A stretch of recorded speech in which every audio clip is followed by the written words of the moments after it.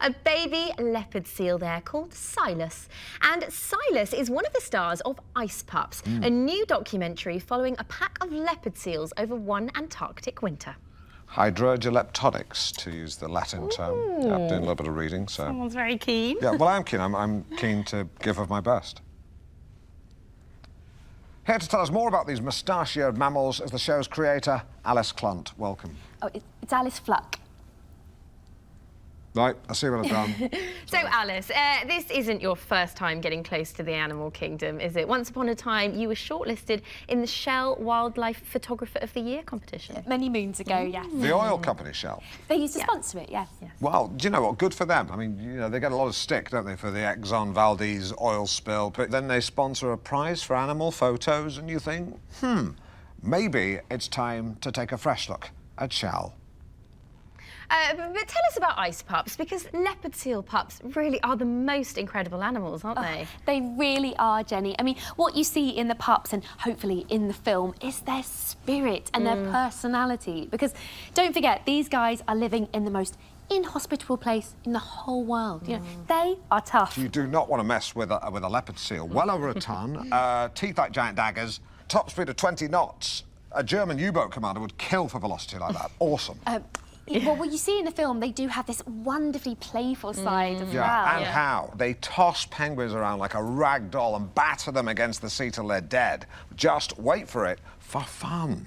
Brutal. Well, they're mischievous, certainly. And that comes from just being so intelligent. Well, the Allies trained them to deliver mines strapped to their backs to scuttle enemy craft in harbour. Boom. Successful. We don't really touch on that on this film. This film is more about them in infancy and adolescence, and hopefully it's one the whole family can enjoy.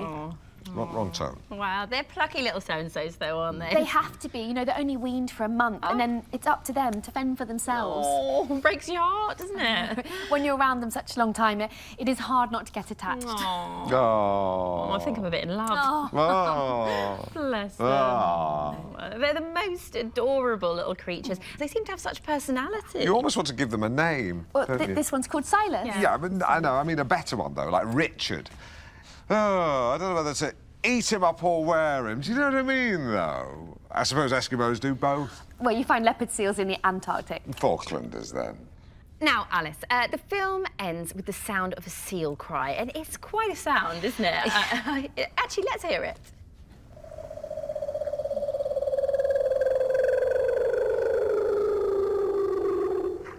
It's not a sound you forget. No. When I heard that, I had an overwhelming sense of Gary Newman. And you know the other musician I was thinking of? Don't know why. Seal. I do know why. It almost sounds sort of philosophical, doesn't it? I don't think that's the right word, Jenny.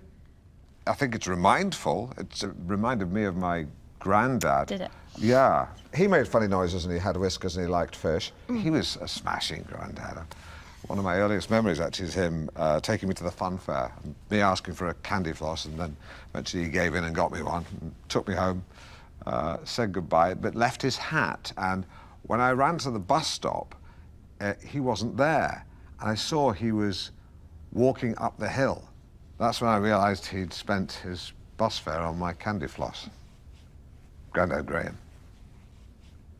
Grandad. And you can see the whole of Alice's film on BBC One tomorrow night. Alice Clunt. Fluck. Fluck. Thank you very much for joining us. Why are clean hands important? Because humans are the most effective incubators of bacteria outside of imported meat. A fact first discovered 150 years ago in Soho, when its filthy reputation was based not on pole dancers from Lapland or lap dancers from Poland, Poland, but because of an outbreak of cholera. Imagine going into a newsagent and ordering not a can of Coca-Cola, but a can of Coca-Cola. That's effectively what the Soho residents were doing in 1854 when they came to draw water from this pump to sate, slake, or quench their thirst.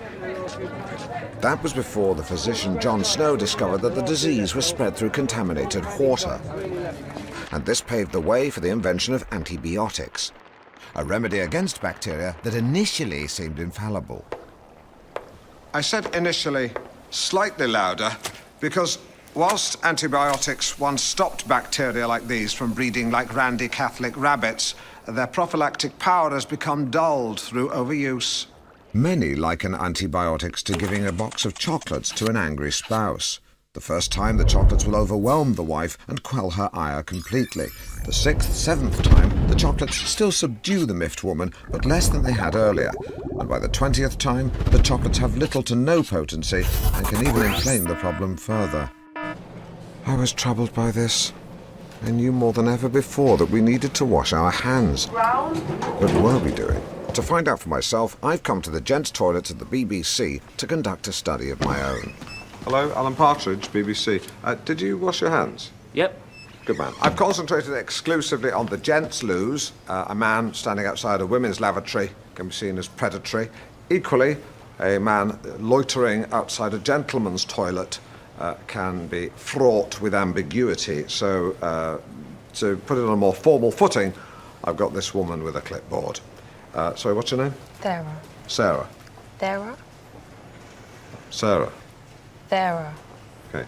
The BBC employs some 20,000 people. Just write that down. And not all of them are going to wash their hands. Right, it is Sarah. I thought you had a list. No, it's Arabic. Okay. Menial workers, for example, are employed to pick up bits of dirt, and the likelihood of them ever being asked to shake hands with senior management are very low.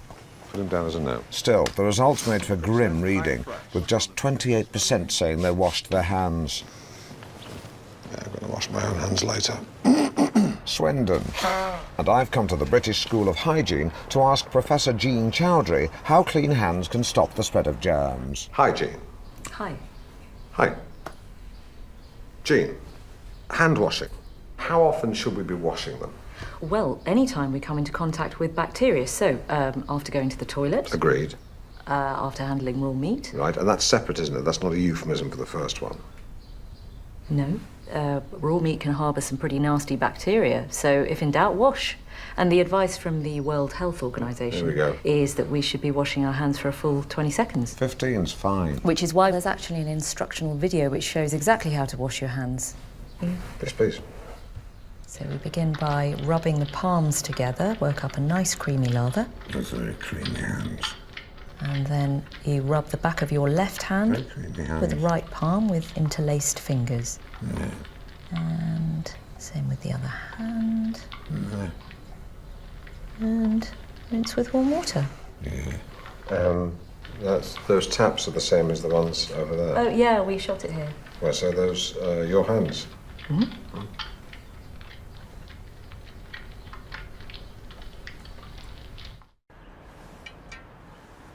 It seemed to me you lived your life like a candle in the wind. So said Elton John about Marilyn Monroe, Princess Diana. The list goes on. But John was bigger than a mere candle. It seemed to me he lived his life like an oil rig flare stuck in a North Sea gale. Like an oil rig, he drew on huge reserves of energy, was physically quite squat, and thanks to his prodigious whiskey intake, helped prop up the economy of Scotland. Your candle burned out long before your legend ever did, continued Elton. And it's no exaggeration to say that Scotland's vast reserves of oil and gas would burn out long before John's legend is ever forgotten. Exaggeration? Possibly. Sentimental nonsense? Again, unwise to rule it out. But there is broad agreement that John was good. The former BBC television centre. John had a real appetite for this donut-shaped building and snaffled his way along the corridors, gorging on the opportunity as he chomped his way to the top. His big break, or mouthful, coming in 1985 with the BBC's Getaway. And it needn't cost you a king's ransom. Consisting largely of John in teeming holiday resorts, sampling cooked breakfasts in blazing sunshine, the show was, like the man himself, cheap and cheerful. A great show. Terrible reviews saw it cancelled before the end of its run. But it alerted the BBC's early warning system to John's talent, and he was now a big fat blip on their radar. This led to what John called his golden period, a veritable roll call of Britain's best-loved telly. Scotland's strongest man, Cash Chaser, Britain's holiest hymn, Fly Tip Squad, Britain by Balloon, Gibraltar CID. Which is why in 2012 he was named host of new magazine show This Time, delighting us all with puns about hedgehogs being prickly. Prickly customers. John Baskerville, what was he like? Oh, what are you like? Yes, it seemed to me you lived your life like a candle in the wind. The Life of John Baskerville, by Alan Partridge. Now, while Telly John was larger than life, Private John devoted himself quietly and without fuss or fanfare to his charitable foundation, the John Baskerville Foundation. Here to tell us more about the humble work of John's foundation, the John Baskerville Foundation, Jenny is joined by John's brave widow, Fran Baskerville. Thanks, Alan. Well, Fran, welcome to the show. Thank you so much for joining us. Such a load of toss. I mean, just a bore of it. Too much sirloin till his colon threw in the towel. Yeah. What do you got? Well, I've been on the phone to the council about the ramblers crossing your garden. Go on. They say it isn't a public footpath. Hallelujah. It's a public right-of-way. What's that when it's a... Well, it's like a public footpath, but horses can use it too. The previous owners didn't mind it, so it fell into public convenience. What? I wish you'd fall into a public convenience. You mean public access? Well, I quite like the idea of horses galloping across my view. Yes, because your mind's addled with Catherine Cooks, and these riders don't gallop, Lynn. They just sit on their horses eating sandwiches in my garden. You're coming across well. Good. Remember, there's a vacancy here now. Lynn, keep your voice down. His body's barely cold. Fortune favours the bold. The time is upon us. Have you ever seen the Devil's Nanny from the film The Omen? No, why? Just you remind me of it, that's all. Try saying, "Have no fear, little one, I am here to protect thee." Have no fear, little one. I am here to protect thee. If you'd knocked on my door at Halloween, I would have fouled my unders. Just, yeah, and then given you some sweets. As the Dalai Lama says, the show must go on. Yeah, you cock a snook at bad news, don't you? I do, actually. I'm a snook clocker. I'm sure there's an anagram in there somewhere. What? Huh? I'm just saying, I'm sure there's an anagram in there somewhere. Doesn't matter. Press on. Introduce your next guest. Calling me that? Not an anagram. Simon Denton there. Funny Simon Denton. Yes. What's fascinating about history is that, unlike bread in a bakery or love in a marriage, it's never going to run out. But military history is a genre all of its own. A new series promises to shed light on battlefield ingenuity, and we'll be talking to its presenter, Sam Chatwin, very shortly. Hello. Shortly. But first, since military history is a subject close to my heart, I thought I'd don my wellies and shed a bit of light on one of my favourite battles. Let's take a look at my report. A simple stream in North Walsham, Norfolk. But 6 centuries ago, this stream would have flowed with the blood and entrails of fallen men. I was hoping to illustrate it by pouring in this bucket of butcher's waste, but some Dilbert at the council seems to think it would contaminate the water supply. So close your eyes instead and imagine bits of dead men bobbing about in red water.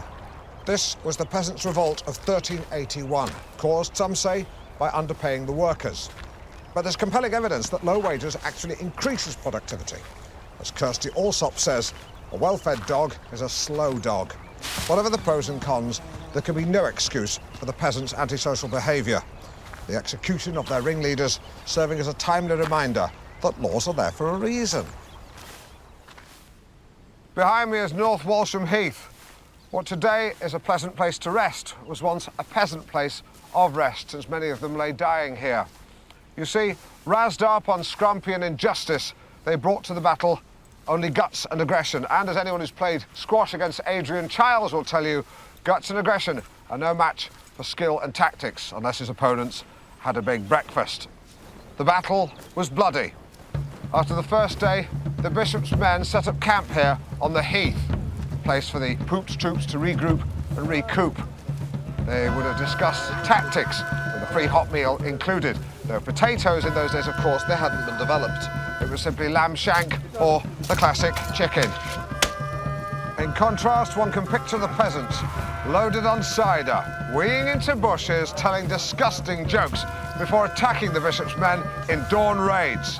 But the lack of organisation meant they were no match for the deft swordsmanship and combat nous of a trained unit. The labourers were serfs, their hands more used to drawing milk from a goat teat than wielding a sword. The trained soldiers knew to have one hand on the hilt, the other on the pommel. That is what I do. I've got kids. God forgive me. The battle continued. The bishop's men fighting off futile frenzied and sometimes rubbish attacks from the peasants. The battle continued till dusk.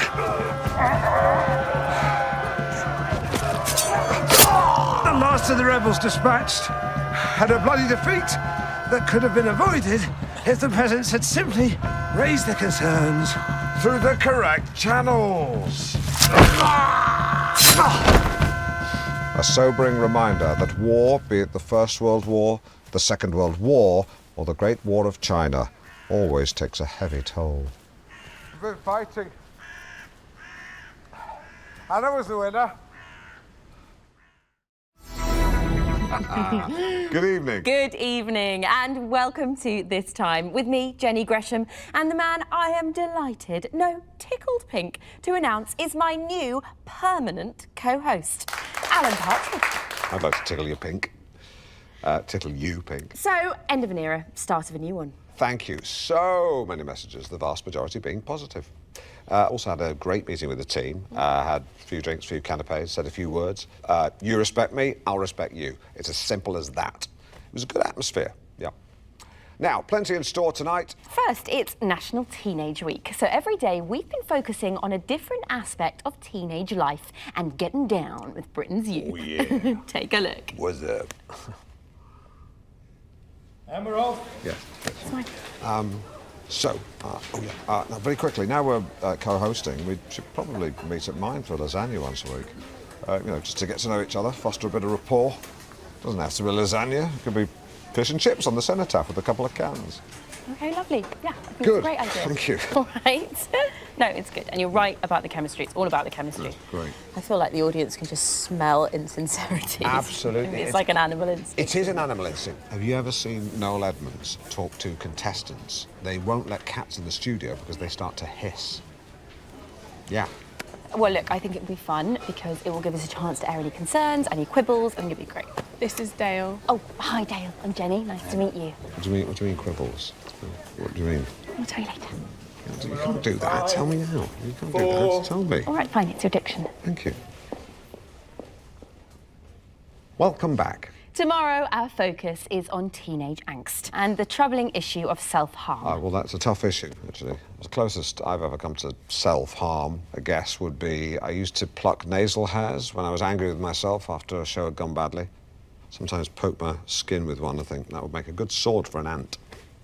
But today, we look at youth unemployment, a trend that has caused particular decay among Scottish inner cities. And yet I know, anecdotally, from friends with large gardens, that Scottish people can make great workers. It's a shame.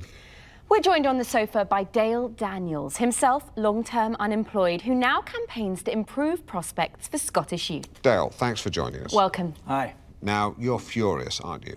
Even for a Scot. Well, so should everyone be, huh? And they've Absolutely. a so-called developed nation, letting kids rot away in these estates, huh? When I Indeed. grew up... I thought you were... Please. When I grew up, there was industry, there was factories, and shipbuilding in the Clyde, work if you wanted it. That's not there anymore, huh? And Absolutely. What? Sorry. So what happens? Kids fall into a cycle of crime and we lay the blame at them. But we did that, huh? You don't agree? No, I do. So how do we get out of this vicious cycle? Is it education, training? Aye, but it's bigger than that, eh? Eh. It's, it's about seeing the world from their point of view, huh? No. We closed down Sure Start and football pitches and youth centres and you wonder why the kids get into bother, huh? Yeah. I don't know if you have any kids, huh? Eh. Huh? Yeah. Huh. Well, I've got a 13-year-old, yeah, and that's why I'm saying to the government, all you're doing is building problems for the future, huh? It's amazing, because weirdly what you're saying actually makes sense. Eh? Aye. Aye. Good. Good. Jenny. Well, thank you so much, Dale Daniels. Finding the time to stay in shape isn't easy. I donned my sweatbands and leotard to find out how one street in Walsall are getting in shape. To help us look at the discipline of yesteryear, we sent Alan back to his old school. I must warn you that this film contains teachers some viewers may find disturbing. This is St Jude's High School, a secondary specialising in the performing arts and media studies. But back in the 1970s, it was an actual school, and I was a pupil here. Today, the corridors of St Jude's are alive with the sound of laughter and play. Back then, however, the school echoed with an altogether different noise.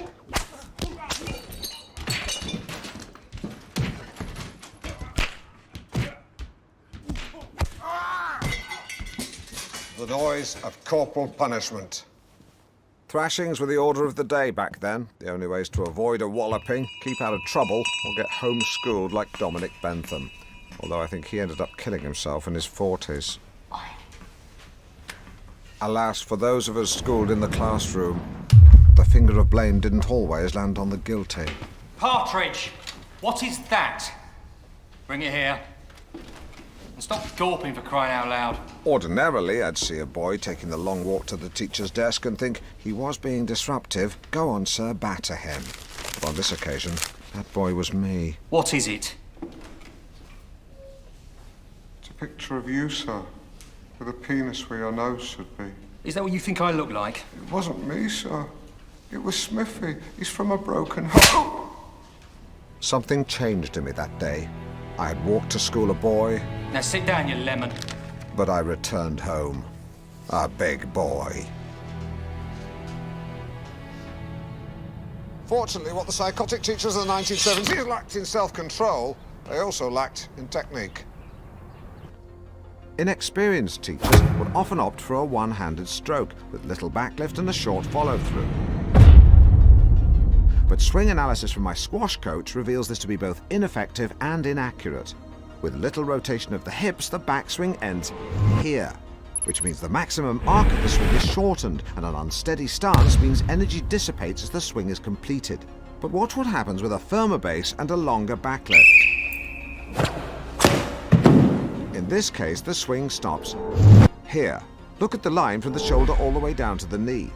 The wider stance creates stability so that energy can be transferred from the standing leg all the way to the front knee. And with the hips rotated right round, the striker is like a coiled spring. If we play on, watch now how all of that force is driven down through the arc of the swing, picking up speed, as the front knee bears all the weight, and then pow! The striker hits through the target, continuing to rotate the hips until he ends up in a finishing pose that is the mirror image of the backlift. Impressive. Eventually, corporal punishment was subject to a blanket ban, except in emergencies. But the memories remain. Sore heads, swollen knuckles, rosy red bum cheeks. Sounds funny. Don't feel funny. But first, how many of you out there are 100 years old? More than you might think. National statistics say there are 14,000 centenarians in the UK. And that's enough to fill the Birmingham Arena. Wow. Yeah, although presumably they need a lot more toilets. The latest addition to that exclusive 100 club received her telegram from the Queen this very morning. And as her granddaughter writes, she's a big fan of this show. Aw, here's what she wrote. 20 seconds. Where's my fucking water? I made it very clear I need a glass of water after exercise, or else white saliva forms at the corners of my mouth. Whose is this? That's mine now. Careful, it's fizzy. What? And I'm delighted to say Rose Haig joins us on the line now. Rose, are you there, my love? Well, of course I'm here. Where else would I be? Rose, many congratulations. Excuse me. Congratulations. Hello?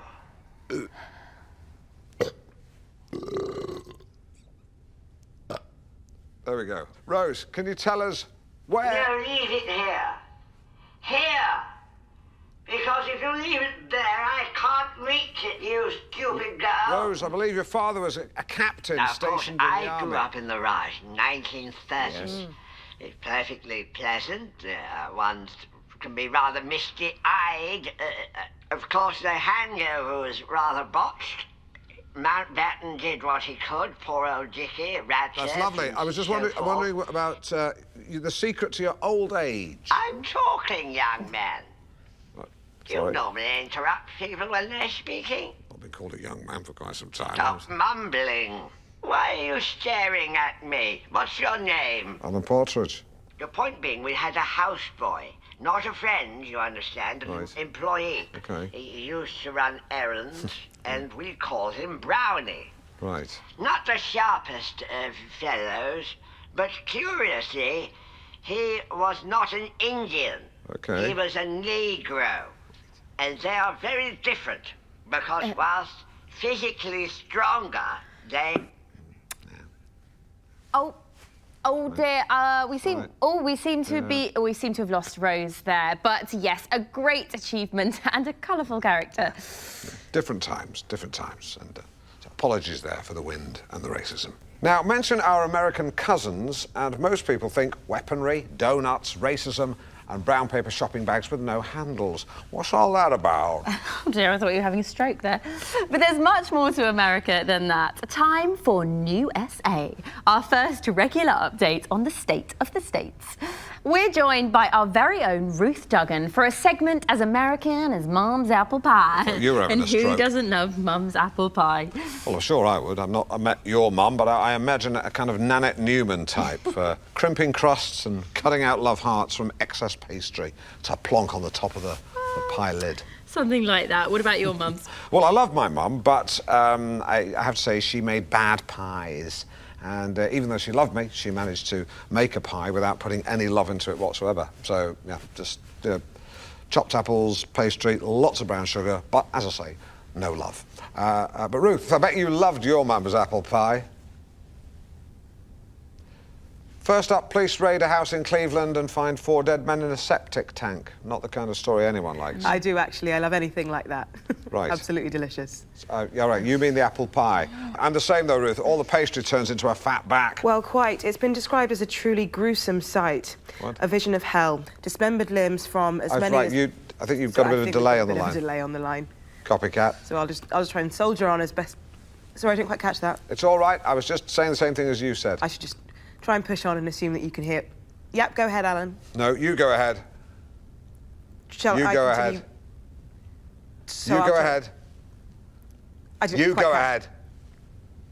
It's like trying to have a chat on a webcam with someone in the Philippines. Or bloody anywhere in the world. Yes. Sorry, after you. Ruth, stop talking. We're starting again. Nod when you get this. Now, Ruth, hello. Hello. Good. Do you like your mum's apple pie? Yes. And I believe the police have found the remains of 4 dead men in a house in Cleveland. Yes, that's right. Well, tell us about it and give us a long answer so we don't have to keep going back and forth.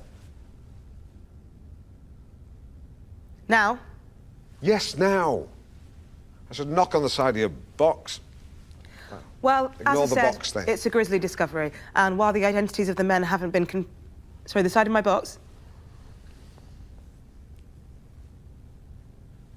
The owner of the house has been named locally as 51-year-old Brian Crilly, now the subject of a full-scale manhunt. Well, Ruth, I think we'll leave it there for today. Thank you. You're welcome, Jenny. Let you go and enjoy the sunshine. Too hot for me, I'm afraid. You back with us next week? The week after. See you then. Bye-bye. Ruth Duggan there, and apologies if there were any technical glitches. I think we got it sorted out in the end.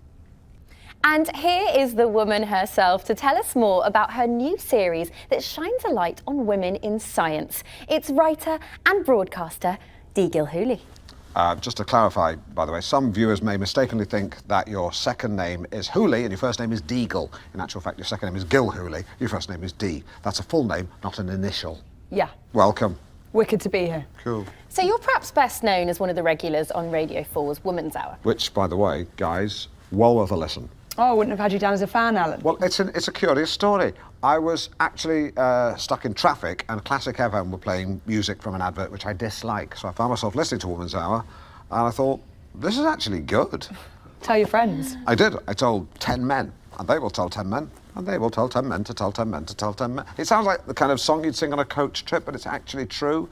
Now, your radio series focuses on trailblazers and groundbreakers in the field of science. Bang on, yeah. It's a chance for some brilliant, lesser-known women to have their stories told, you know what I mean? So, with all due respect to your Ada Lovelaces or Rosalind Franklins, we're going to be looking at women under the bonnet, as it were, the fuel in the turbocharger. Because there's some fascinating women here. We're talking Vera Rubin, Nettie Stevens, Cecilia Payne. I mean, brilliant women. Oh, kick-ass women. Yeah, Cecilia Payne's actually is an amazing story. A British astronomer, got her doctorate at 25, boom. And she wrote a paper on the composition of the stars, but was persuaded not to publish it by her colleague Henry Norris Russell. Years later, her findings were published and credited to, you've guessed it, Henry Norris Russell? Bingo. You still with us, Alan? Yeah. So I'm sorry to... Actually, it makes me physically sick to say this, but I was miles away. Which shows this is a real problem within men, isn't it? What I will say, the purposes of clarification, is you don't put fuel in a turbocharger. It's a small turbine housed within the exhaust that utilises excess gases, loops them back round, increases power output. So small capacity engine, big hike in power, very efficient. That was told to me by an engineer in oily overalls called Karen. Woman. Fair play. Yeah. Well, because women in jobs like that have to put up with their fair share of jeering, you know, even now in 2018, and they just have to accept it. If I can just speak as a male, I'm sorry, I have sinned. I've stood on the pavement with other men and slow hand clapped as I watched a woman try to parallel park. And that's wrong. And I think if I saw the same thing happen today, I would just, you know, shout out instructions. Or just leave her alone. Yeah, I'd shout out instructions or just leave her alone. I'd ask her which she prefers. Or just leave her alone. Or just leave her alone. Yeah. These issues need to be aired by women. We're still seeing powerful men harassing women when all they want to do is do their jobs and be left alone. Amen. Hey, women. I mean, I feel you. I feel you. I don't mean I feel you. I wouldn't do that unless I was your doctor or your boyfriend. But I totally identify with what you're saying. Well, I think the Me Too's a woman thing, Yeah, really, exactly. isn't it? I mean, I'm not sure it's that helpful for a man to presume to know what that's like, to be honest, but anyway. Of course it is. Yes. You know, if men actually listened to what women were saying on harassment, then they'd shut up and listen, but they don't. You know, so we're still seeing the same things time... I've been sexually harassed. I'm sorry, I wasn't aware. It's not quite the same thing that women have been through, but it is a bit. Hilary Couchman, Dr. Hilary Couchman. How long have humans been swearing? Well, curse words or vulgarities go back really as far as language itself. But when it comes to written English, we find profanities cropping up from the 13th century. So, something like this. Should I wear gloves to handle The this? protocol is that the curator handles the material. Oh, OK, right. I'm pretty sure I've seen Dr. David Starkey handling stuff like this on TV. And I've even seen them let Tony Robinson have a fiddle. The protocol is the curator handles the material. You said that. Do they ever let you guys go to an area just to relax? Because they should do. Maybe that should be part of the protocol. Swearing, swear words. One of the more prominent words is the word f***, but c***, too is also common across the Germanic and Scandinavian languages. Yeah. We also find uses of piss, Okay, well, what areas would these profanities emanate from? I'm thinking Manchester, Liverpool. No, from across the whole country. Okay. Now, what we have here are parish records from Drayton in Shropshire. When would that be? 1295. That's what these trousers cost. So, what these documents show is how the earliest instances of swear words were typically found in the names of places or people. So, surnames often describe what someone was or did. Right. Here we have a listing for Henry F***a-beggar. Goodness me. Now, back then, the word f*** didn't have its current meaning. Okay. It actually referred to hitting or striking. Right, good. Well, hence the phrase, let's hire some Albanians to f*** him up. So there are terms that have fallen out of use. So here in 1740, we have the term Runtalian, which means one whose scrotum is so relaxed as to be longer than his penis. One wonders whether that's due to a truncated member or distended testes. Well, I guess it's just chicken and egg. We also find some fairly vulgar slang words for penis, such as beard splitter and arse opener, whilst fellatio was known as bagpiping. Oh, makes sense. In the 1785 book, the Classical Dictionary of the Vulgar Tongue, we find the term to huffle. Would you like to have a guess at what that means? Oh, gosh, I'll have a bash. To huffle, the act of putting my head between a lady's breasts and huffling. That's, you get the picture? No, it's another word to fellate. Right, okay. I always find it amusing when I ask people that question, what answer I'll get. Right, well, that's an interesting part of the protocol. Thank you very much, Dr. Hilary Mantell. Couchman. One who likes to squat over another... It's my surname. Right, yes, of course. We are so, with several O's, excited to be here with fashionista extraordinaire Tommy Chaucer. Tommy.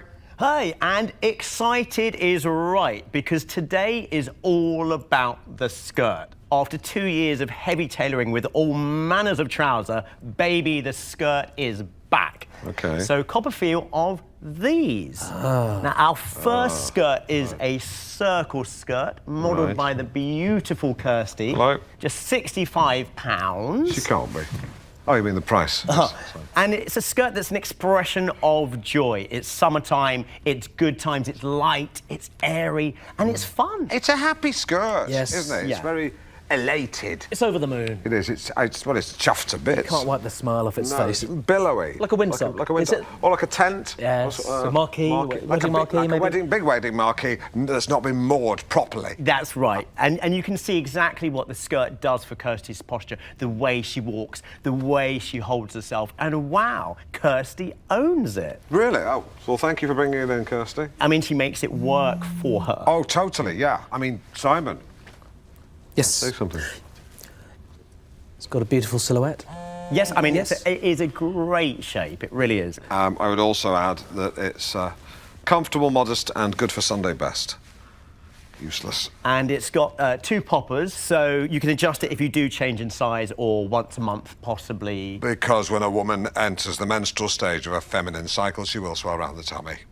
So let's bring out our next gorgeous girl, Julia. Julia! Now, this is a Dirndl skirt. Now, this I love. It's shaped like a bell, concentrated around the waist, around the hips, and this one is very on trend. It is like a stripy bell with her legs as the hammer.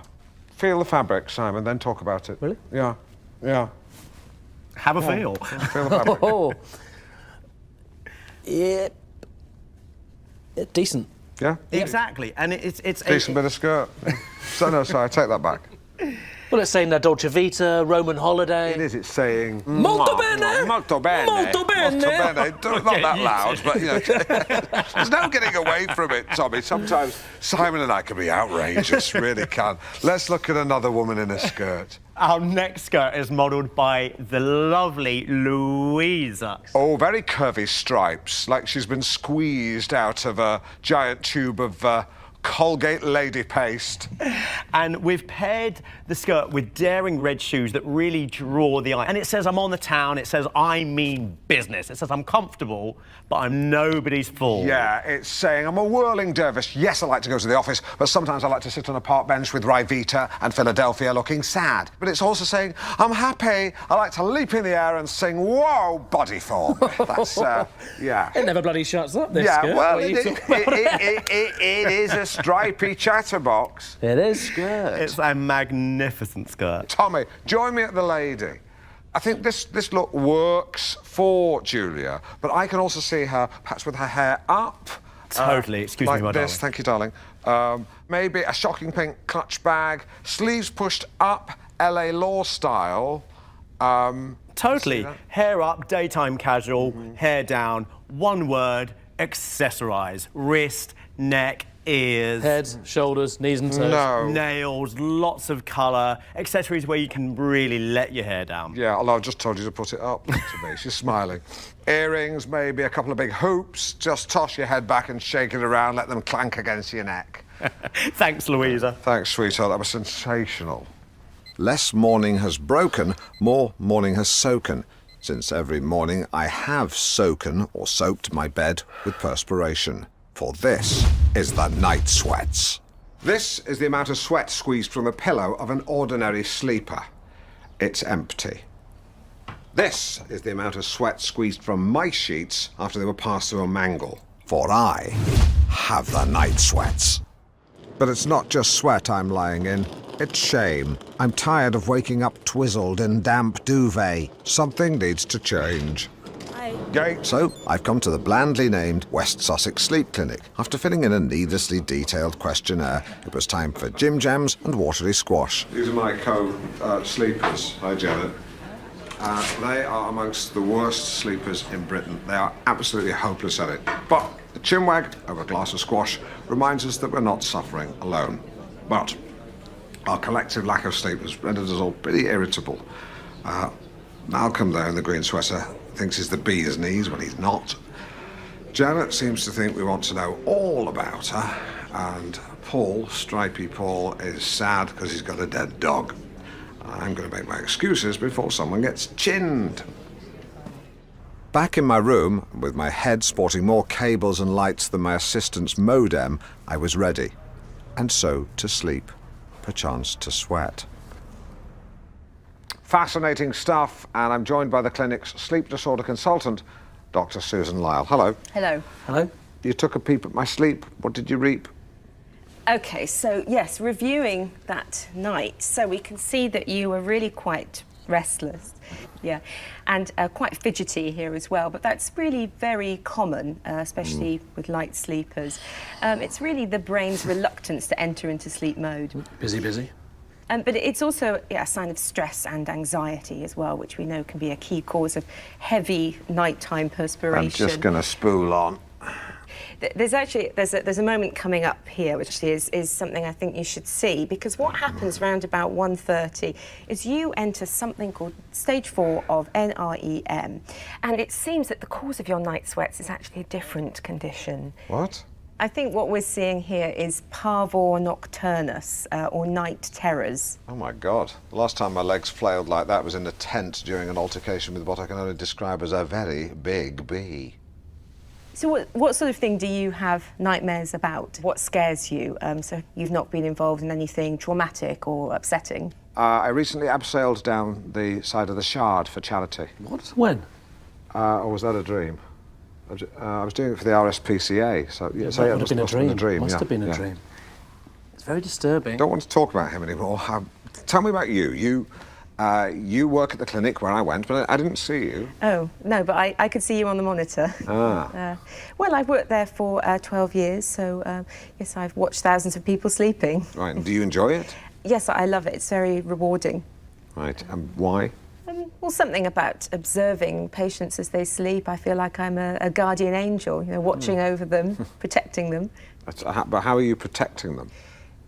Well, in that they're in my charge, so I could harm them, but I choose not to. So I suppose in that regard, I'm protecting them from the darker side of human nature that is within us all. Susan, great having you on the show. And I don't have any more questions. Simon, do you? No. Good. I'm going to let you go. I'm happy to talk more. Nah. You don't want me to stay for the phone? Nah. Instead, let's talk to viewers and ask, what do you dream about? The lines are open, so tell us what you ponder in the land of Nod. Father Paul, just in case anyone thinks I'm trying to lure you into breaking some sort of vow of silence by asking you a question, you can speak, can't you, Father? Well, I wouldn't be much of a spokesman if I never spoke. Catty! I like that. I like that. Why is it that monks love silence so much? We all need silence, and it's harder to find in the modern world. Yes, what one thinks is silence is often not, because you listen a little harder, you can hear the beep of a truck reversing, or in the still of the night, what one thinks is a neighbour's baby crying, but in actual fact it's two foxes making love with one another. I suppose the only place one can find true silence would be outer space. Hence the phrase, in space, no one can hear you scream. From Alien. Yes, I remember when I first saw that, I thought, finally, a movie that acknowledges the fact that sound cannot travel through a vacuum. I bet you guys would love a vacuum. It'd save the brothers having to sweep the floor. There's that cattiness again. I mean, you're clearly a character. You definitely are. From a Christian perspective, silence is a way of forming a deeper bond with God. Although some young Christians use noise in much the same way that sirens of Greek mythology would lure unsuspecting sailors onto the rocks, the young Christians will sing hymns whilst banging a tambourine, and in the confusion, you end up believing in God. Well, every individual has their own way of communing with God, but that's not to say that silence is purely religious. I mean, it can work wonders for your mental well-being. Why don't we try it right now? 1 minute. OK. The footage you're watching has been sped up. Current BBC programming guidelines prohibit on-air silences over 30 seconds in duration, except for state funerals like Diana's or Springwatch.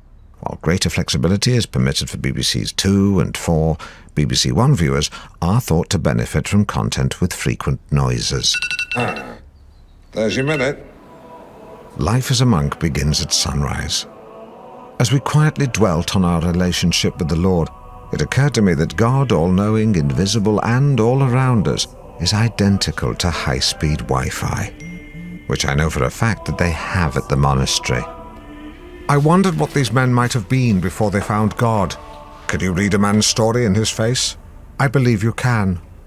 If I had to guess, I'd say this monk was quite high up in ICI. This monk also worked for ICI, but in a more junior role. I don't have any ideas about this monk.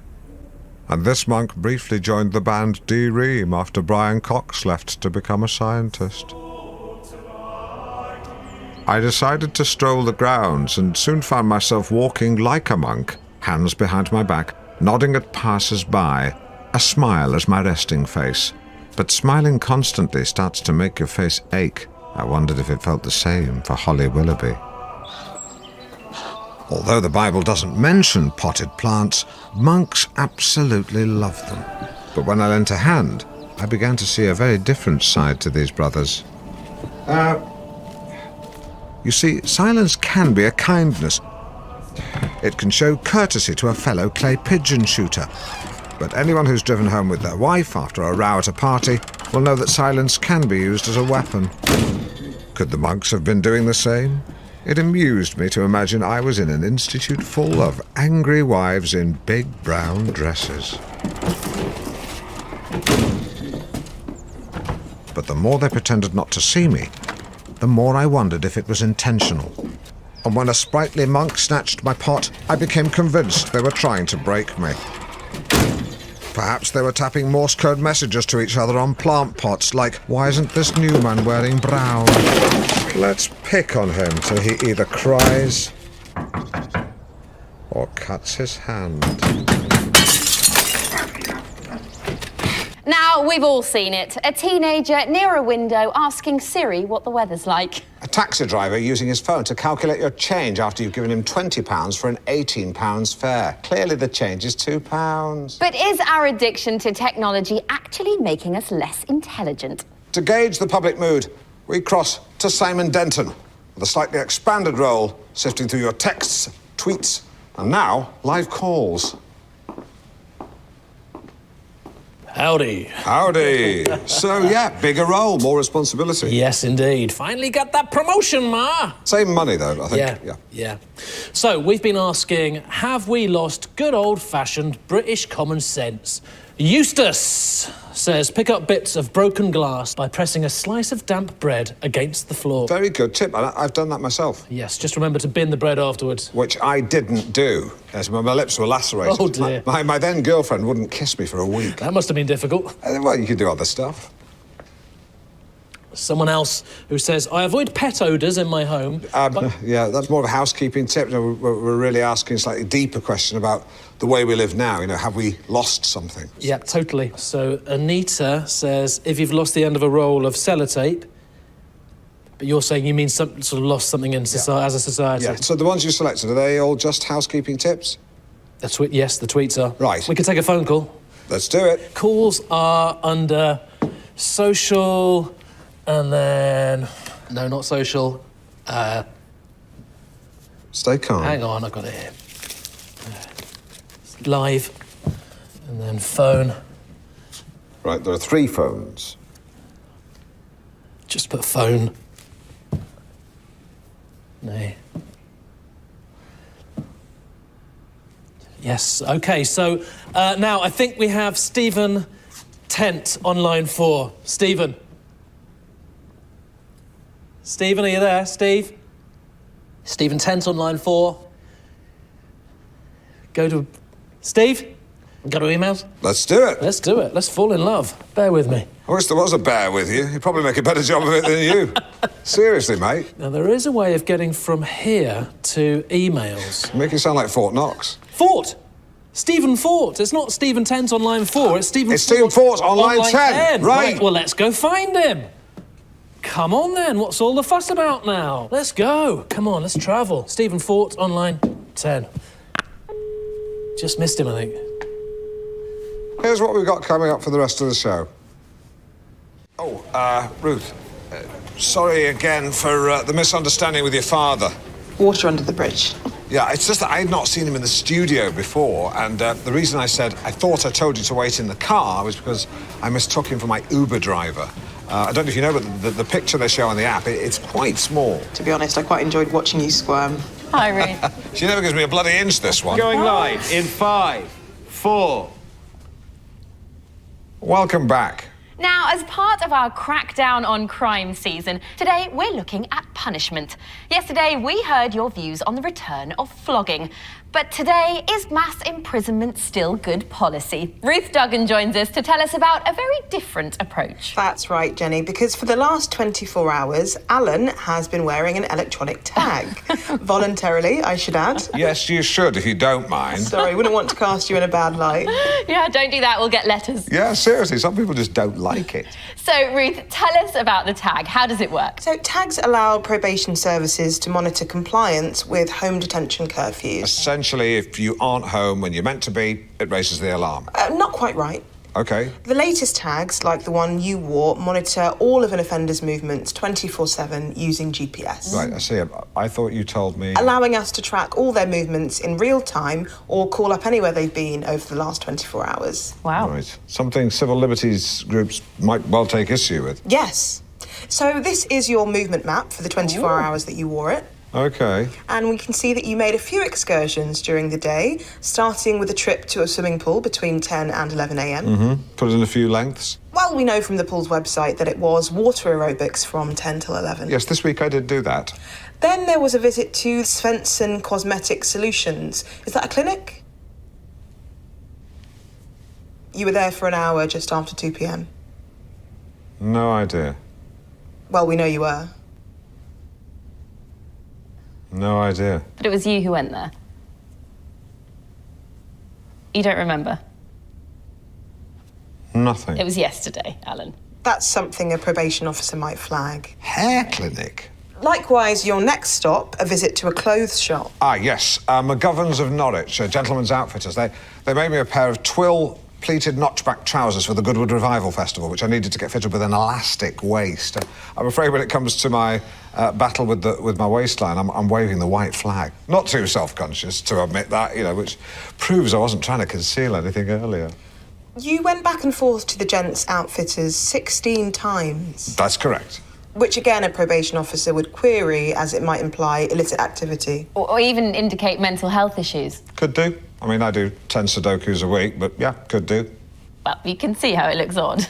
Not really. I went to town to drop my trousers off, then it started raining, so I ran home, then I remembered I'd driven into town, so I ran back to the car park for my car, but realised I'd left my parking ticket at home, so I went back home to get my parking ticket, but couldn't get in because I left my house keys in the car, so I walked back to the car, got the house keys, walked back home, went in, got the parking ticket, walked back into town for the car, and drove it back home. Then McGovern's called to say my trousers were ready, so drove back into town, got the trousers, but I realised I'd left my wallet at home, so I couldn't leave the car park again. Walked home, got my wallet, then walked back to get my car, but I left my car keys at home, so then I walked back to the car and drove home. Then I realised McGovern's had given me the wrong trousers, so I drove back to town, swapped them for the right ones before walking home. That means you left your car. Forget the car, I'm not bothered about the car, I was in pain, my scalp was bleeding. Ruth Duggan, thank you very much. You're welcome. London, the year 2023, and leather-clad renegade Nero Costa is on the run. With the police now able to detect wrongdoing before it's happened by accessing our brains over Wi-Fi for signs of thought crime, police are able to apprehend so-called pre-criminals without trial. My character, Nero Costa, is wanted for the murder of a politician he is yet to even meet. Viva la revolution! The stuff there of some dystopian sci-fi movie, currently seeking seed finance and a distributor. In real life, though, with the thought police confined to the Guardian's comment pages, we rely on mass imprisonment to curb crime. But some criminal justice campaigners even take issue with that. Why? Well, in 1971, researchers at Stanford University conducted a prison experiment in which volunteers were given roles as inmates or guards. Within days, the guards had become sadistic and cruel, the prisoners servile and weak, a power dynamic familiar to anyone who stayed with their wife's parents at Christmas. I have personal experience of the kind of damage the Stanford experiment can cause. In 2004, I'm ashamed to say that I took part in a Channel 4 rehash named Loose Screws. If you ever want to see your kids again, you better start showing some respect! Right, who's next? The series was never broadcast. Where's Vernon? Academics pour scorn on our prisons from the comfort of their leather big chairs. But how many have ever been in a prison? None. Whereas I've come to sample a bit of porridge firsthand. Not the kind I have for breakfast. Organic oats, linseed, sliced nana, all washed down with piping hot coffee and my tablets. But it's Alan Partridge, I've got permission. But the kind of porridge served at Her Majesty's pleasure, with the only piping hot coffee is the hot coffee thrown in your face by a troubled teenager with a rubbish dad. That's right, Borstal. Tissue, item, semi-used, access key insignia with leather toggle. Chicken shop wet wipes, 5 units. I didn't want to go to a men's prison, but seeing as the women's prison didn't get back to me, I would be incarcerated here in a youth offenders institute. For the homeless. And the gloves? Why? To kick off, I spent what seemed like an hour with prison governor Maurice Pelt. It's about carrot and stick, isn't it? Although you can hit people with a carrot. He said the boys nicknamed him Strangeways because he used to work there, but I'll let you be the judge. When these young lads walk through these doors and become inmates, I stand them where you are now, and I say, what? You blew it, kid. I say, forget what might have been. 3 words, Alan. 3 words that are banned in my office. Shoulda, woulda, coulda. Should have done this, should have done that. You didn't. Could have done this, could have done that. You didn't. Would have done this, would have done that. You didn't. No, you didn't. I liked Maurice. His inspirational shtick could be a little preachy, honed by Sunday mornings spent as a Christian minister. But if he thinks we have a soul inside us, like some sort of holy spleen, where's the harm in that? Because you know what the prize is, huh? It's the future. What's the prize? The future. Wrong, no.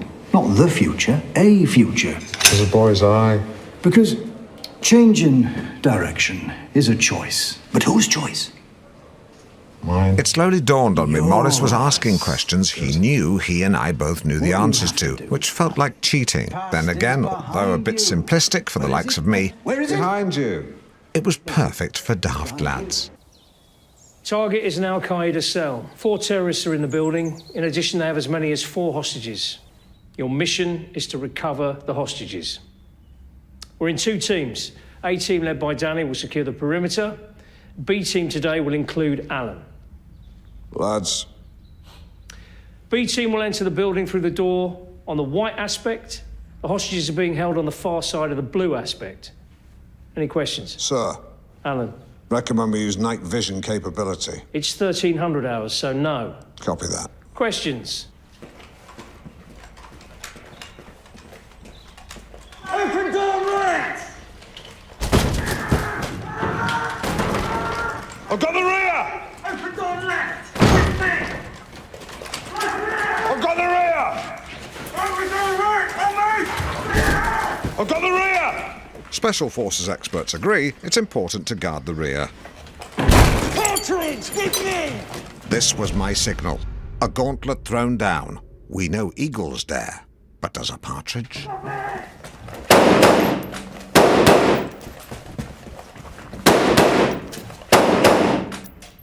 Left side clear, right side clear, room clear, hold! Did you see that? Did you see that? That's right. So, how do you think you did? Pretty good, yeah, pretty good. Well, you discharged your firearm correctly, all neat and tidy. Yeah, I was a 6er in the Cubs. Right, well, let's have a look at the video, shall we? Yeah, this full shot, what's this stance? You're presenting a very wide target. Yeah, that's a recognised shooting stance. Where have you seen that before? The opening sequence of the James Bond films. Right, yeah. It's me and the boys are wondering where the hell's he got that from? And I told you, it's from the opening sequence of the James Bond films. Yeah. Straight away, I can see a fundamental problem. Your first 2 shots. Yeah, double tap, central torso, pretty good. You've killed a hostage. Oh, Alan. Terrorist, unharmed. Hostage, dead. Terrorist, unharmed. Hostage, dead. Terrorist, unharmed. Hostage, dead. That makes 4 unharmed terrorists and 4 hostages killed. That is suboptimal. We would call it a catastrophic failure. I mean, why did you shoot this guy? This is an Islamic terrorist cell. This guy's clearly a Sikh. Oh, come on, I mean... Do you know many Muslims that wear turbans? Sinbad the Sailor? Catastrophic failure. Well, wait a second. I was charged with incapacitating 4 targets and recovering 4 persons, which, to be fair, I did do. The only twist was... that you saved 4 terrorists and killed 4 hostages. Precisely. I mean, that's a good shot. Now, this one, it's called White Diamond. Perhaps another one of Kirsty Allsop's bridesmaids. Did you have a drink before you came on? It's champagne, lime cordial, big slug of Cointreau, white grape juice, and egg white. Like poached egg? Oh, no, it's raw. For God's sake, Rosie. What? You can't eat raw egg. It's a raw egg, No, Rosie. it's a common ingredient. Sorry, just a disclaimer, please don't try this at home. Rosie's attempted it here, but in controlled conditions, with first aiders on hand. Please, cook your eggs. Be safe. Be egg safe. Rosie, let me pick your brain. Because me and my mum, we always go to Queen's for the tennis. Like this one. The first cocktail afternoon of the summer. What would you make for that? It'd have to be a rosemary champagne fizz.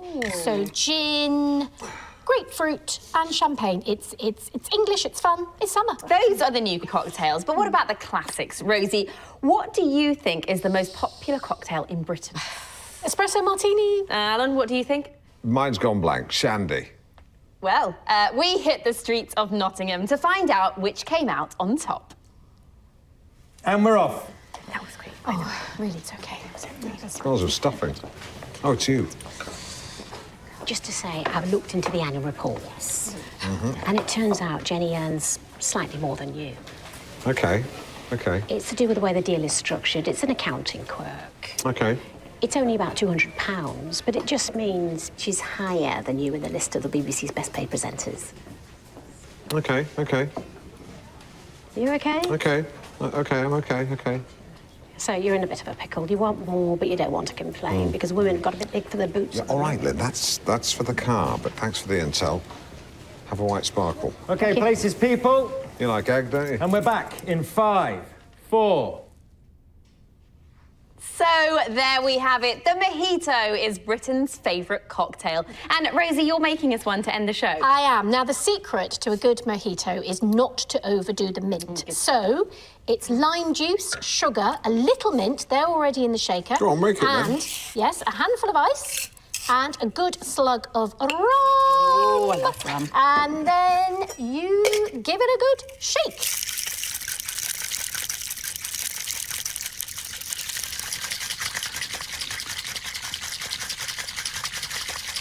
Stop looking at me. Certainly gave that what for. Would you like to have a go, No, Alan? not me. I never know where to look when I do that sort of thing. It requires a certain kind of confidence that, for whatever reason, I don't have. That's why I don't play the maracas. Give it here. All right. Stiff. It's loosening. Very stiff. You got it? All right. OK. Take me, take it.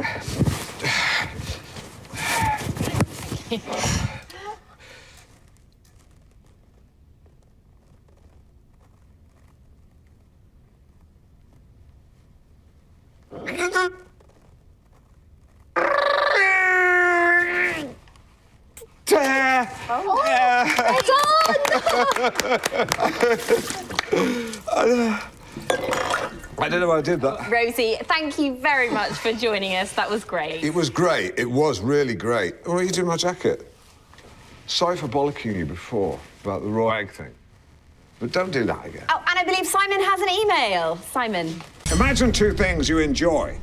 Great individually, but put them together and you get something quite special. Strawberries and cream, egg and bacon, yawning and scratching, Johnson & Johnson, Charles and Camilla. But what about drugs and sex? This is chemsex. Chemsex is a compound word. Chem derived from the word chemical and sex from the word sex or sexiness. Confined largely to the gay community, it emerged around the year 2010. A time of unrestrained glee as a nation dared to believe the nightmare of a Labour government could soon be over. And as revellers lost their minds to the sound of Keane and the Black Eyed Beans, little wonder that the hedonism spilled over into sex and drugs. The primary drugs involved in chemsex are crystal meth, GHB, ketamine and mephedrone, a dose of which, under controlled conditions, I was about to take myself under the watchful eye of pharmacist Dr. Raj Prasan. Now, do you say MCAT or meow meow? I say mephedrone, its chemical name. Right. I like to say meow meow. You're going to administer this drug under controlled circumstances, and then I'm going to gauge its effects. You're going to play guinea pig. Right. That wasn't explained to me. I've never played that. I mean, in terms of the experiment. Oh, right. Sorry. I thought it was some sort of gay sex game. Yeah. I'm not sure a man can squeal like a guinea pig, can he? I'm just a pharmacist. Right, yeah, because you're the chem of the chemsex, yeah. So Dr. Jekyll and Mr. Hyde, you're the Dr. Chem, and Mr. Sex, we've yet to meet. I'm just a pharmacist. You said that. So, you give us the drugs.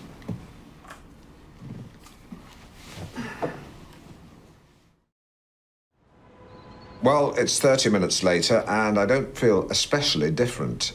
Certainly the thought of grinding myself against a stranger in a Holiday Inn is far from my thoughts. Yeah.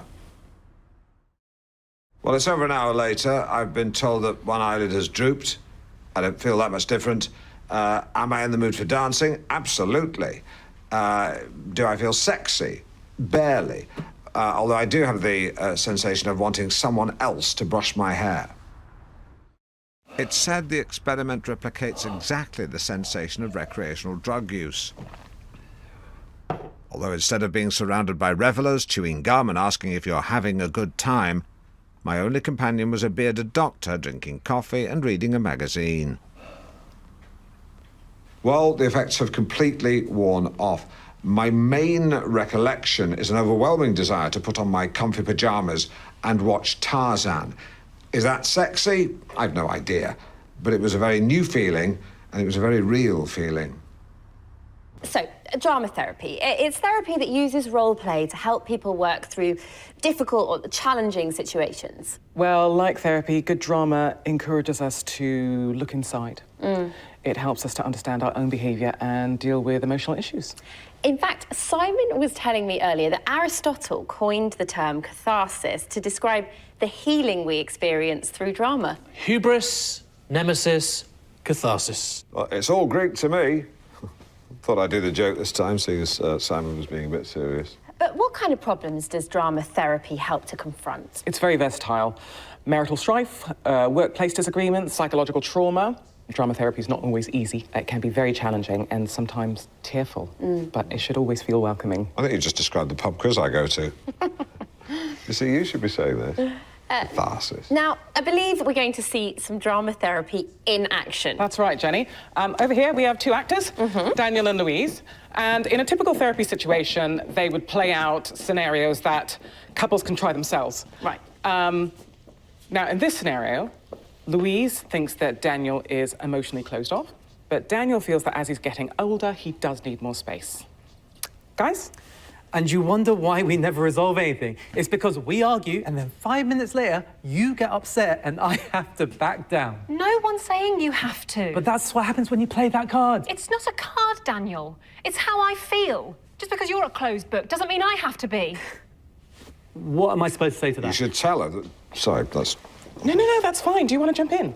Oh, me? God, no. Yeah, no, please do. Step in for Daniel. No, it's just... I've not acted for quite a while. Oh, I'm sorry. I hadn't realised you'd acted. Oh, yeah, I mean, just with North Norfolk players, a bit of acting, producing, directing. Most recently, A Few Good Men. Oh, so, amazing. What part did you play? The Jack Nicholson role, so Ooh. yeah, a bit of a tough act to follow, but I just tried to do it sort of, you know, like the truth. You can't handle the truth. Yeah, so I sort of went higher, and then I did the scoff at the end, which I don't think Nicholson thought of, so... Well, how would you feel about having a go at this scene? Yeah, sure. Why not? Oh, great. OK, Daniel, you step out. Louise, you're in the kitchen, you're making dinner. And Alan, start a conversation when you're ready. OK.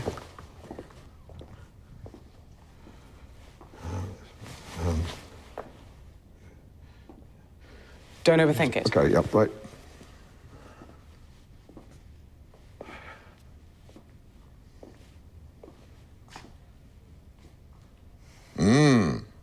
Smells good.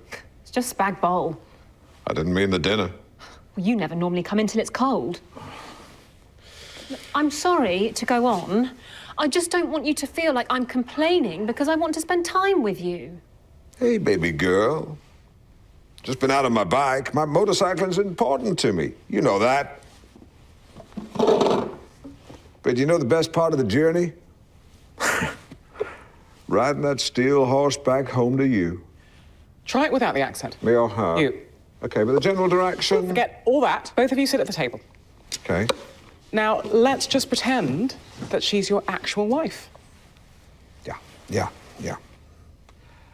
Look, I wish I could spend more time with you. See, I hear you saying that, but I don't feel it. Then we'll figure something out, but you're going to have to stop going on at me. I'm sorry if I've got a gift that people enjoy and I find very satisfying. I'm sorry that you don't have that because for some reason God didn't give you any talent. Shall we stop there? Yeah, that felt good.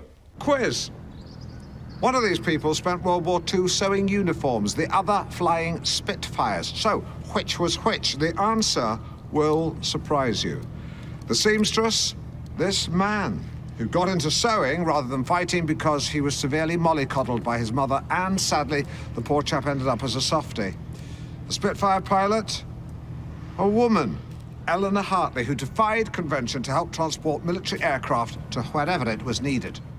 Because it's an irrefutable fact that without the role played by women in almost every sphere in both civil and military life, the Second World War would have been slightly harder to win.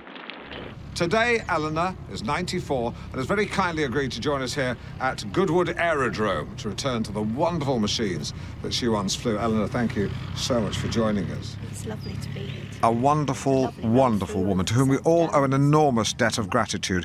In the end, though, her interview was largely unusable. Heavy frost this morning. To learn more, I spoke to a man much better versed in Spitfire history. Good morning. My name's Alan. Roger. And your name? Roger. Oh, sorry, I thought you were agreeing with me. No, just telling you my name. Oh, I see. Right. Well, I'm Alan Partridge. Roger that. Right. And your full name? That.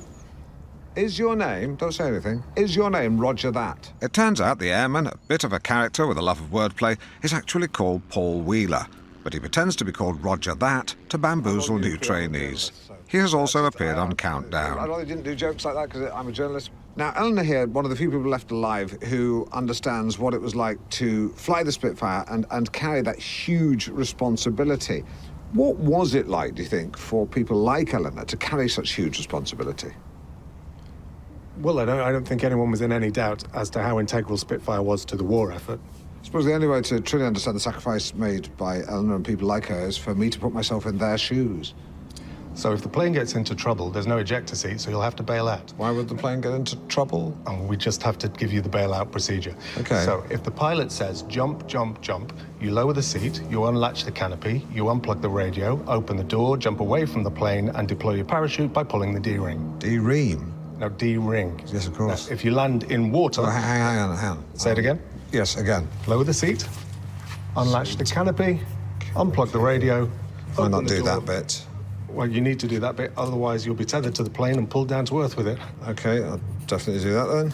I'll just asterisk the important ones. Well, they were all important. Yeah, I'll asterisk all of them then.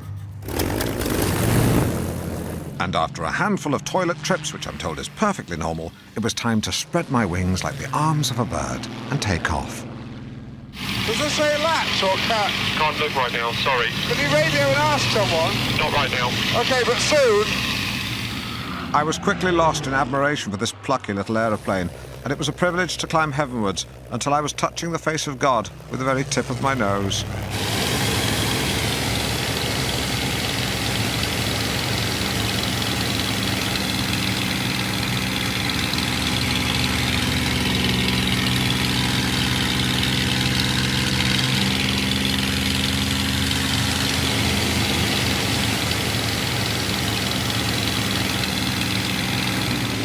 Spin me again, please. I didn't like it before, but I do like it now, so spin me again, please.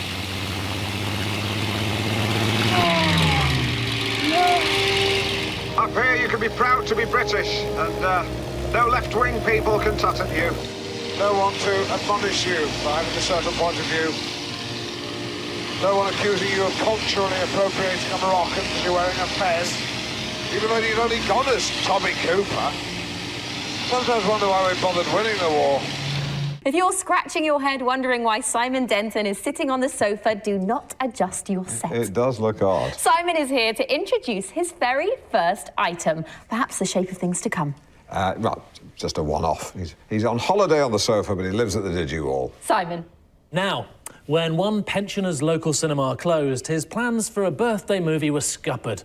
That was until his friends decided to step up and reenact his favourite Hitchcock film, Rear Window. I went along to take a look. And action!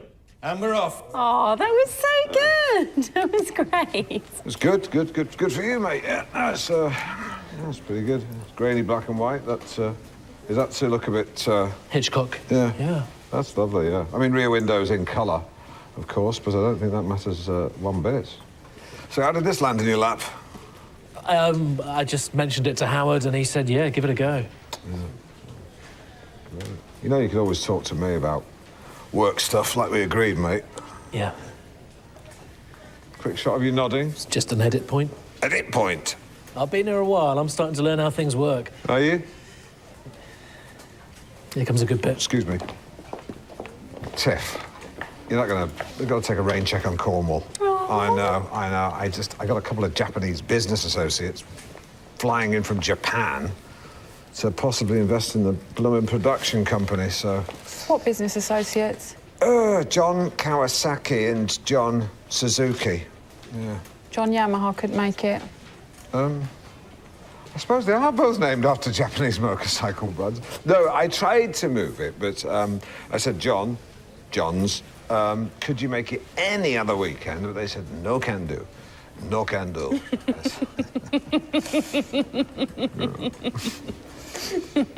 Yeah, I know, Japanese, the way they do talk in a slightly funny way. You shouldn't really laugh. Japanese. Yeah. Don't dick me about. Places, people, and we're back in 5, 4. Ah, Simon Denton reporting there. Didn't he do a good job? And they were so welcoming, not just Annie Arnold at number 10, but all her neighbours on Davenport Close in Kirkstall. A real community. Oh, lovely. Are you allowed to give out someone's name and address like that on camera? I'm not sure. Don't know. Right, I shouldn't have assumed you knew. It's just that when you've been here a while, you learn how things work. Yeah, we're all right. Our apologies there, just for a slight slip-up. It's live TV, we all have our moments.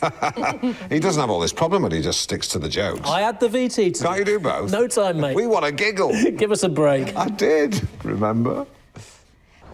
I'm outside the University of West Sussex, and in their computer science department, they're developing some of the most advanced robotics anywhere outside of America and China and Germany and Japan.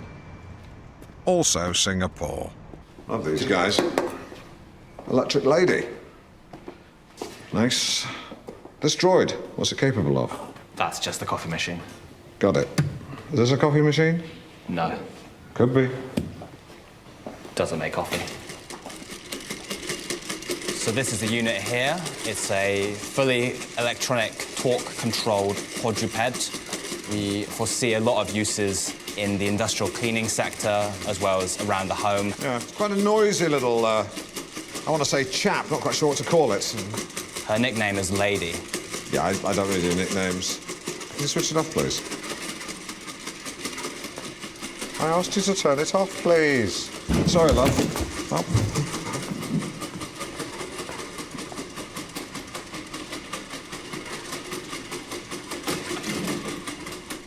I've got to say, I remain something of a skeptic. Call me a Luddite, I don't even have a tease made, let alone a computerised Japanese toilet like Jonathan Ross. I've thrown a heavy towel over Alexa. Nevertheless, the nerds here have allowed me to take this robot dog home. Its name is Unit 1, not Lady. First, I wanted to put it through its paces, and with 4 legs powered by 4 servo motors, it's a robot with as much bite as bark. Not the quietest droid, but with a top speed of a nifty 6, it's quick enough to outrun anyone with a mobility issue. But are we ready for robots? Could you trust this face? Look at it. The idea of robotics isn't new. Aristotle wrote about automata replacing slavery in 322 BC. That's 3 centuries before Christ. Allow me to put that in context. That you just did. Well, and then there was Buddhist scholar Dao Xuan, who imagined metal humanoid automata that could recite sacred texts. So the appearance of being intelligent, but actually just the ability to read out loud. Precisely. Hugh Edwards. But what if doing no harm involves moral ambiguity? Take self-driving cars. What if swerving to avoid hitting someone on the road involves mounting the curb and hitting someone else? How does the robot decide whom to harm and whom to save? Good use of the word whom, but it is a dilemma. If a robot car was hurtling towards a pregnant woman pushing a pram, of course, it would swerve to avoid her, even if it meant hitting another pedestrian. But what if that pedestrian was a senior politician, like Grant Shapps? Now you've put that robot in an impossible situation. Well, there's also the issue of automatons serving us in a range of different ways, some of them in perhaps more intimate ways. Do you mean sex robots? Well, yes. Yeah, that's weird, because I don't think I've thought about that before. But do you think that would be all right, then, to do that? Well, it's a question that's never been addressed. Because there could be for women, too. Just be a case of adapting an existing unit. But perhaps a more complex issue is how to manage an emotional connection. You could imagine a robot one day providing the same companionship a dog might. My dog would be a hard act to follow. Yes, some people do form strong emotional attachments with their dogs. Not like me and Seldom. He passed on a couple of weeks ago.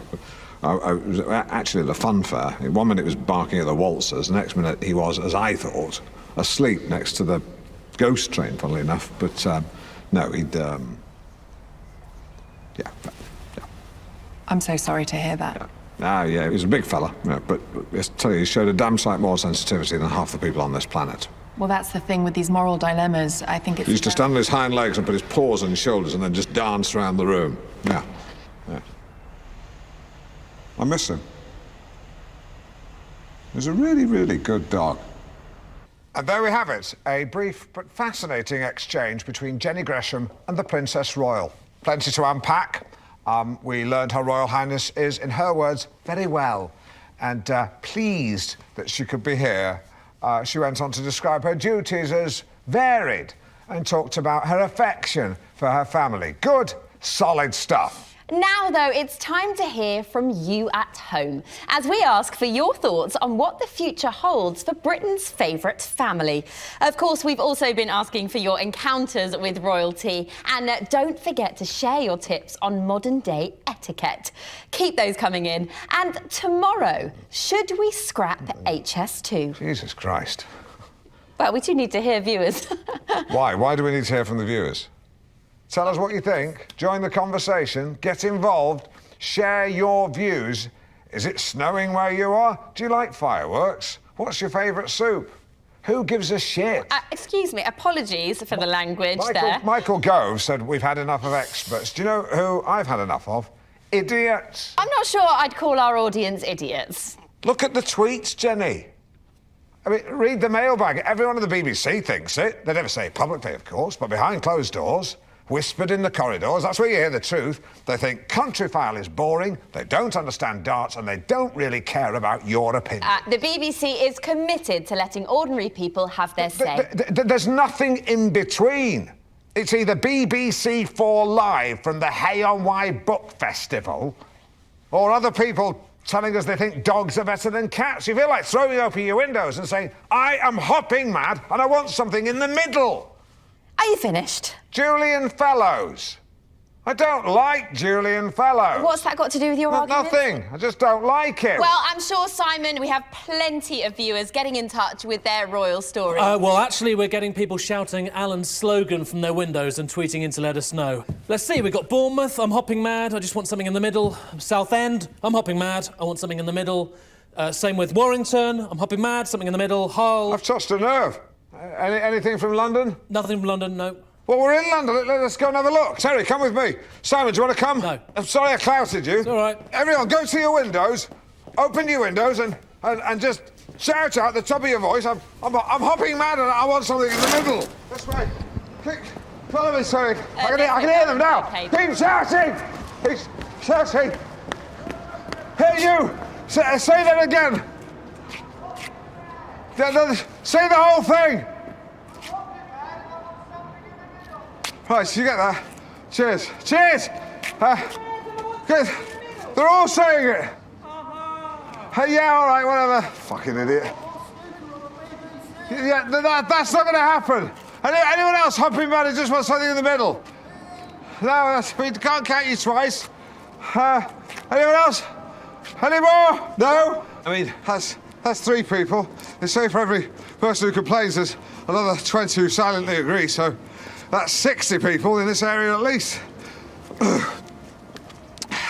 Minimum. You roll that out across the country, it's got to be 1 million.